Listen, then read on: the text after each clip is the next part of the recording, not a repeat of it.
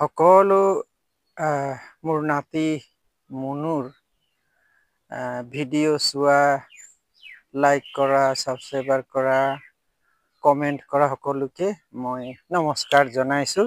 এই মোৰ নাতি ল'ৰাটো বৰ আমনি দি থাকেও।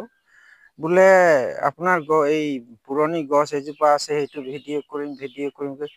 সিদিনাখনৰ পৰা গিজু লাগি আছে। সেয়ে আপোনালোকৰ আগত এই গছটো লৈ উপস্থিত হলো। এই গছটো প্ৰায় 40 বছৰ মান হ'ব। মানে তেনেকুৱা ঠিক লিখি ৰখা নাই তাৰিখ চন বিলাক। কিন্তু যি ল'ৰাসকলে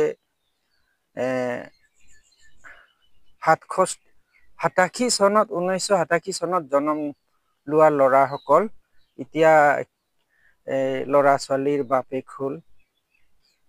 তেওঁলোকে সেইটো হিচাপ লৈ তেওঁলোকৰ এতিয়া 38 বছৰ মান হৈছে তেওঁলোকৰ। এতিয়া সেইটো হিচাপ লগালে এই গছটো 40 বছৰ হ'ব। আৰু এইটো নামটো কি মই সঠিক নাজানো, কিন্তু জুৰি গছ, আহঁত গছ, বট গছৰ জাততে পৰে। আৰু এইটো মানে এই টাবটো সলনি কৰা দুবাৰহে হৈছে। পহিলা এটা আমাৰ এই কিবা কাঁহীত আছিলে। তাৰপিছত এইখন টাবটো বনালো, তাৰপিছত আৰু ইয়াত মই পষ্টিং কৰিলো। এতিয়া ইয়াত আৰু এটা বস্তু আছে, এইটো গৰু জিভা বুলি কয়। ইয়াৰ ফুলো হয় আৰু ধুনীয়া ধুনীয়া গোন্ধ ওলাই ইয়াৰ পৰা। তাৰ পিছত জনা মানুহসকলে এইটো দৰবো বনায়।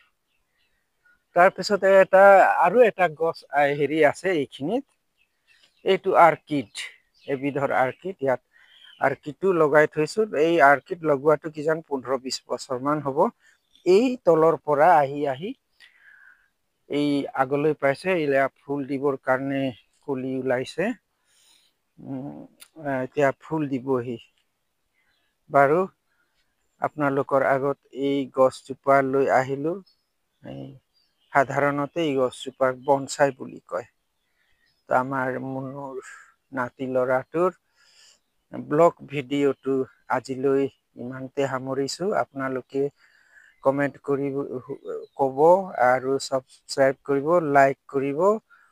তাৰ পিছত পুনৰবাৰ আৰু অন্য এখন ভিডিঅ'ত লগ হোৱাৰ আশাৰে আজি সকলোলৈ নমস্কাৰ জনালো।